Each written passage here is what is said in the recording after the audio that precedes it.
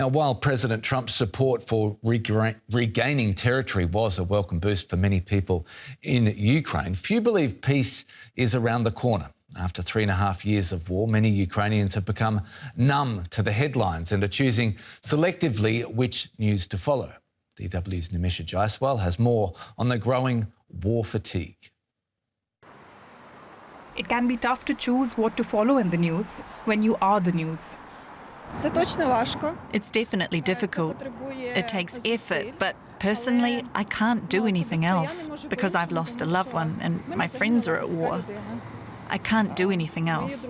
I love this country. How can I not follow what will happen to it? Usually I follow news from Dnipro because I'm from Dnipro myself. I check where there's a bombing, where something has landed. But I'm trying to avoid everything else. And I really feel much lighter emotionally. But keeping up with the war in their country over 1,300 days in is taking a toll. Some are choosing to look away. I have a lot of work right now. I just don't have time because the flow of information is so intense that sometimes I have to deliberately turn it off or limit it. I try very hard not to follow it because I am very emotional, and sometimes emotions can be very difficult. I try to limit how much I follow the news because it affects my mental health, and it's just exhausting. Most Ukrainians are turning to quick updates on social media. Polls show Telegram leads the pack, with influencers gaining the most traction. 26-year-old Ihor Lachenkov says Ukrainians are most interested in what affects their daily lives, and geopolitics simply doesn't. With 1.5 million followers on Telegram, he knows what works for his audience. Our biggest news story recently, which gained the most coverage and reposts, was the permission for 22-year-old men to travel abroad. News that affects people's lives does not lose any of its relevance or cause fatigue. But people have long since lost interest in endless promises and talk. His team of 3 is constantly posting updates, from details of overnight strikes to critical posts on domestic politics or even the military. They've developed contacts that readily give them information thanks to this massive following. And that in turn adds trust and more followers for his channel. It's very easy for me to choose between topics and even find out something in advance, as I'm communicating with the military, politicians, and people in different fields. So it's very easy to identify and verify something. But Telegram has also been criticized here for being a source of disinformation without journalistic standards. Ukrainian newsrooms are trying to keep up, while also taking a more traditional tack. They continue to closely cover all developments, even if there is lower domestic interest. Of course, it's not the same level of interest that there was at the beginning of the full-scale invasion, and no Ukrainian media outlet has the same audience as it did at the beginning. Back then, the numbers were higher. Everyone wanted to find information that could save their lives, about evacuation, about what was happening. Major attacks on civilians still draw a surge of interest across Ukraine, as does political upheaval. But on calmer days, people are more likely to take a break from the news. Still, Havrilyuk says they must track every development, and that it is the duty of every Ukrainian to stay informed.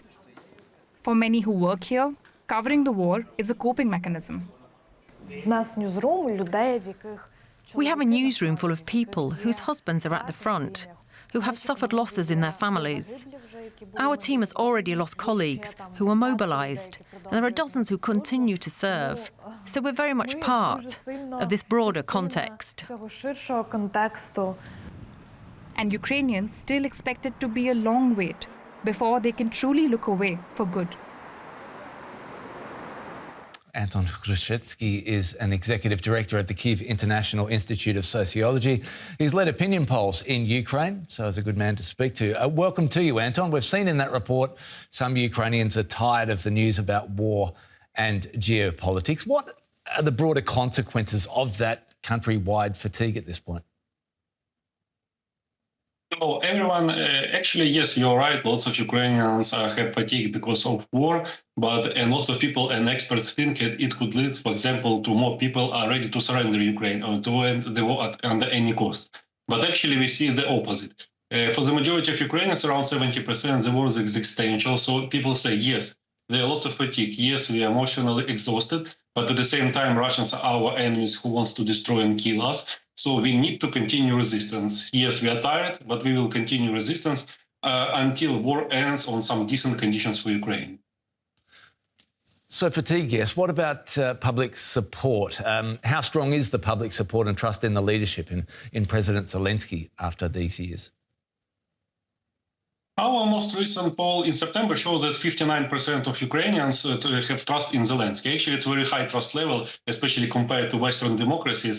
So yes, it's lower than it was in 2022, but it's still very high, and Zelensky is perceived as perfectly legitimate head of the state. And even those who distrust him, they are not insisting on conducting elections right now. We still have over 60% saying against any elections until war ends fully, and we have only around 20% saying that we could have elections after we have a ceasefire with some security guarantees, and only 10% insist on elections right now. So people could be disappointed with some decisions of the parliament, of the president, but they say, yes, it's war, we should be united, and we should postpone all these political discussions only after war ends.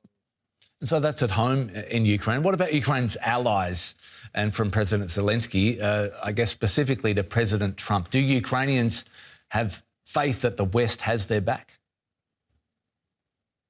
It's a very tricky question because the West is divided in the eyes of Ukrainians. If we ask about the US, 90% of Ukrainians have favorable view of ordinary Americans, but much less than half of Ukrainians have favorable view of American leadership.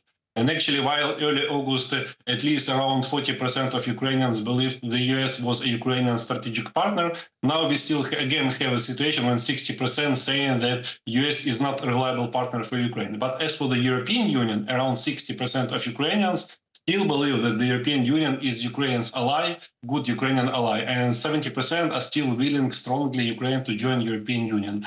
Ukrainians are not very satisfied with the level of support provided, but Ukrainians recognize all the help provided is that it's crucial for Ukraine, and Ukrainians want to be part of this European family. And actually 76% of Ukrainians believe that if the West provides Ukraine with necessary sanctions against Russia and weapons, we're not asking about sending troops, just weapons and sanctions, Ukraine could win the war.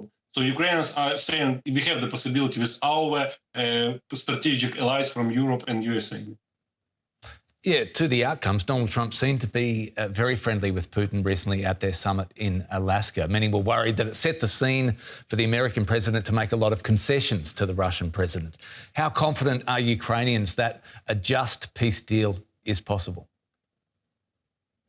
They're not confident in Trump. Actually, in December, after Trump was elected, around 50% of Ukrainians, even more, said that it was good for Ukraine that Trump won the elections. Already in March, over 70% reported it was bad for Ukraine that Trump won the elections. Right now, Ukrainians still have these very critical perceptions of Trump, but again, at the same time, Ukrainians have favorable view of ordinary Americans, and they still believe that while we are receiving weapons, it's okay. But at the same time, we asked a question in our recent poll, what should Ukraine do in case US halts all support to Ukraine? And still around 80% of Ukrainians say that even without US support, Ukraine should continue resistance with our European allies. So there are no options for us to surrender and to accept all Russian demands. Anton Hrushetsky, Executive Director at the Kyiv International Institute of Sociology. A great time to get your insights. Thanks so much. Thank you.